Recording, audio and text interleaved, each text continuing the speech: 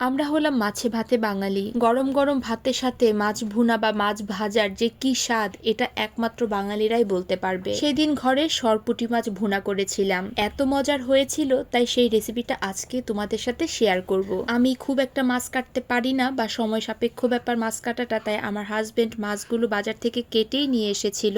মাছের ভেতরে যাতে মশলা ঢুকতে পারে তাই মাছের দুই পাশেই এমনভাবে ফালি করে নিয়ে এসেছে।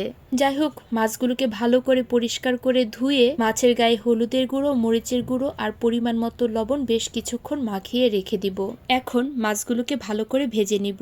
মাছটা যাতে কড়াইয়ে লেগে না যায় তাই কড়াইটাকে বেশ ভালো করে ধোয়া উঠিয়ে গরম করে নিয়েছি। এরপর তেল ঢেলে দিয়েছি। তেলটা যখন ভালো করে গরম হয়ে যাবে তখন এতে অল্প একটু লবণ ফেলে নাড়াচাড়া দিয়ে একে একে মাছগুলোকে ভালো করে কড়া করে ভেজে নিব।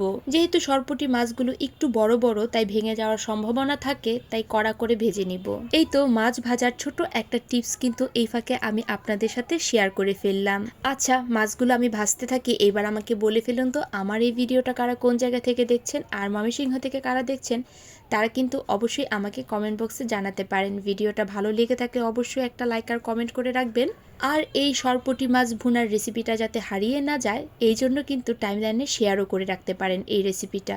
এই দেখুন, কথা বলতে বলতে কিন্তু মাছগুলো ভাজা হয়ে গিয়েছে। এরপর আমি ওই মাছ ভাজার তেলে আরও কিছুটা তেল দিয়ে দিলাম। তাতে দিয়ে দিলাম রসুন কুচি, পেঁয়াজ কুচি, পরিমাণ মতো লবণ। পেঁয়াজটা মিডিয়াম আঁচে ভাজা হতে থাক। এদিকে চলুন পেঁয়াজ রসুনের একটা পেস্ট বানিয়ে ফেলি। আমি একটা মিক্সার গ্রাইন্ডারে 4টে শুকনো মরিচ, 3 কোয়া রসুন আর বেশ কিছুটা পেঁয়াজের টুকরো দিয়ে দিলাম। এবার এটাকে ভালো করে ব্লেন্ড করে নিব। আর এদিকে পেঁয়াজটা মোটামুটি ভাজা হয়ে আসলে ঠিক এরকম, একদম কড়া করে ভাজবো না, পেঁয়াজটা একটু বাদামি বাদামি করে ভাজা হয়ে গেলে আমি এতে ব্লেন্ড করা মশলাটা দিয়ে দিব। পেঁয়াজ রসুন আর শুকনো মরিচের যে মশলাটা ব্লেন্ড করেছি সেটা দিয়ে দিব। আর বাটি ধোয়া জলটা দিয়ে এই মশলাটাকে বেশ কিছুক্ষণ ভালো করে কষিয়ে নিব যাতে পেঁয়াজ রসুনের কাঁচা গন্ধটা চলে যায়।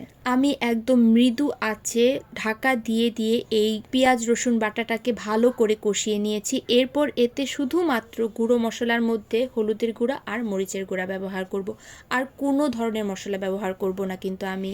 এবারও এই গুঁড়ো মশলাটা দেওয়ার পরে অল্প একটু জল দিয়ে দিলাম। এইবার এই মশলাটাকেও আমি বেশ কিছুক্ষণ কষিয়ে নিব, কারণ হলুদের একটা কাঁচা গন্ধ সবসময় থাকে, যাতে এই গন্ধটাও দূর হয়ে যায়। তারপর ভালো করে মশলাটা কষানো হয়ে গেলে আমি তাতে অল্প আর একটু জল দিয়ে ভেজে রাখা সরপুঁটি মাছগুলো একে একে দিয়ে দেব।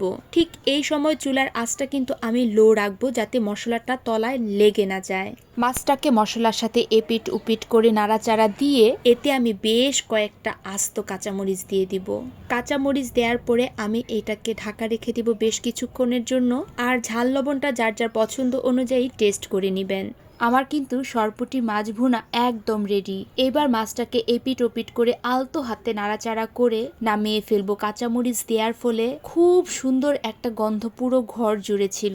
ব্যাস, আমার সরপুঁটি মাছ ভুনা একদম রেডি। কেমন লেগেছে রেসিপিটা আমাকে কিন্তু অবশ্যই কমেন্ট বক্সে জানাবেন। আমি কিন্তু খুব বেশি তেল দিয়ে রান্না করি না, যেটার যতটুকু দরকার ততটুকু তেল দিয়েই রান্না করি। তার কারণ হলো সবার আগে পরিবারের স্বাস্থ্যের কথা আমি চিন্তা করি। যেহেতু আমার ঘরোয়া রান্না তাই তেলের পরিমাণটা আমি সব সময় ঠিক রাখার চেষ্টা করি। এই রেসিপিটা অবশ্যই একবার বাসায় ট্রাই করে দেখতে পারেন। এরকম একটা মাছ ভুনা যদি গরম গরম ধোয়া ওঠা ভাতের সাথে হয় তাহলে আমাদের বাঙালিদের আর কোনো কিছুই লাগে না। সো আজকের ভিডিওটা এই পর্যন্তই। দেখা হবে আপনাদের সাথে পরবর্তী একটা ভিডিওতে। So tata.